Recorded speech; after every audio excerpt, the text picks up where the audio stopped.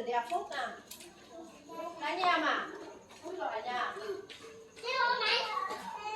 Đâu? Đâu? Đi đâu? Đi đâu? Xem cái phúc nào.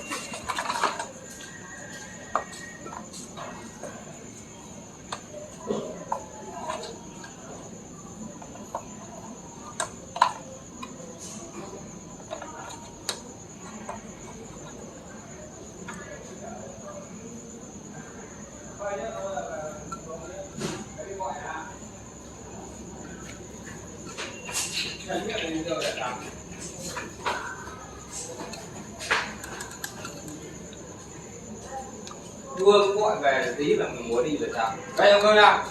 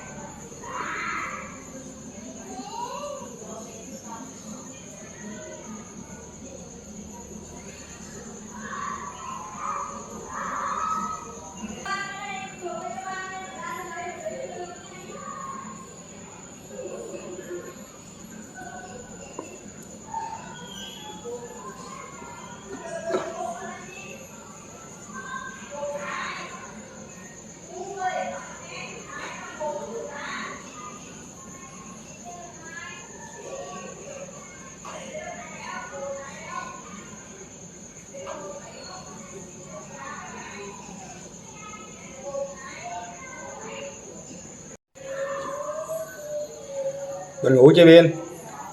Tắm nha, tắm đi ngủ nha. Xuống đi lại đây ba tắm đi ngủ nè. Đây nè. Đi. Đâu? Chưa nghe đúng không? Đúng không? Kẹt rồi đúng không?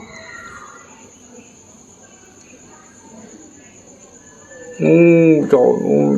Đâu đúng không? Đúng không? Con sao con đút cái chân vào cái kẻ ghế đó rồi con xoay vô cái kẻ này, con xoay cái chân con kẹt trong đó làm sao được? Con ngủ rồi đúng không? Đúng không? Từ từ chứ. Đâu rồi đúng không? Trời đất ơi. Mình ngủ chưa? Thôi ba cách này nhá, cách này tí ba rửa. Thôi không có chơi cái này nữa, mình sửa dơ rồi mà. Để đi ngủ, đi tắm đi ngủ nhá. Nào xuống đi tắm đi ngủ nè Bi. Nha. Bảy mấy rồi, tắm được rồi, đi ngủ được rồi.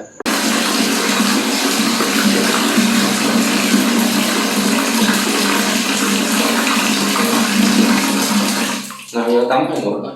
Đi. Nhẹ nhàng á. Ngồi xuống nè, con ngồi xuống đi nè, không sao. Ngồi xuống cho ba nào. Ngồi xuống, không sao. Được nha. Rồi, tắm đi ngủ nha, chơi như đó đủ rồi. Ngồi trên ghế ôm cái bình sữa vậy đấy. 7 giờ mấy rồi, tắm đi ngủ được rồi. Ôm bình sữa để cái chân vô trong cái ghế kẹp đúng không?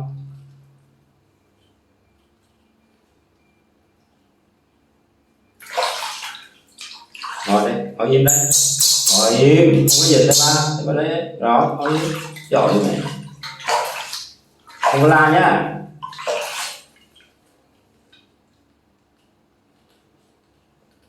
Rồi ba đây sao ngồi im, không có chạy, ba nói ngồi im đây, ngồi giữa đây, ngồi im đây, ngồi im đó cho ba nhá, không có chạy.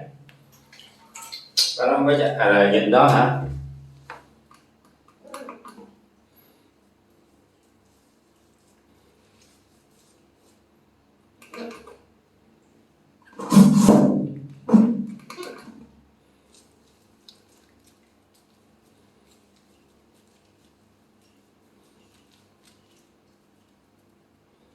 Thì cái mặt này mồm này cái nào cũng ấy rồi này, đưa cái tay cho ba nè, đừng có dụi.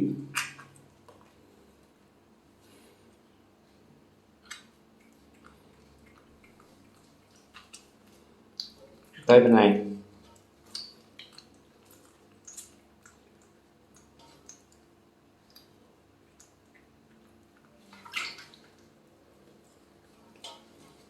nè, lên bất kỳ cái lưng nè nha. Rồi im nhá. Nó nói ngồi im mà. Cái chân nào đưa chân lên đây này, chân bên này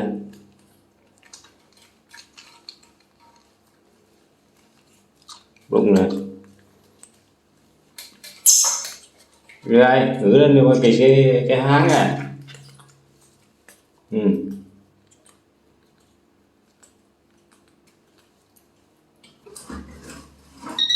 Rồi ngồi đây, ở im xuống, ngồi xuống.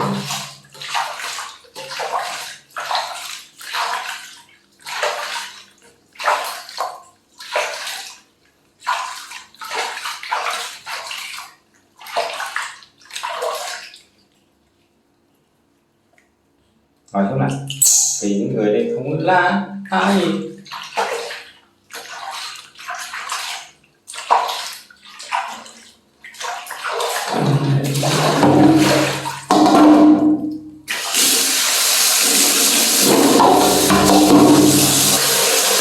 Không chạy. Hỏi im nữa cho ba. Hỏi tiếp ba. Hỏi im đây. Hỏi im đó.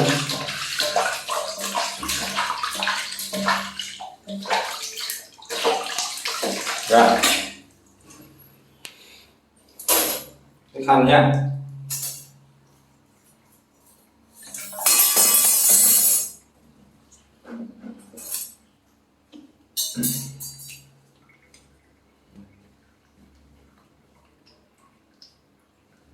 Rồi trèo lên Khanh, trèo lên Khanh nha. Rồi nha.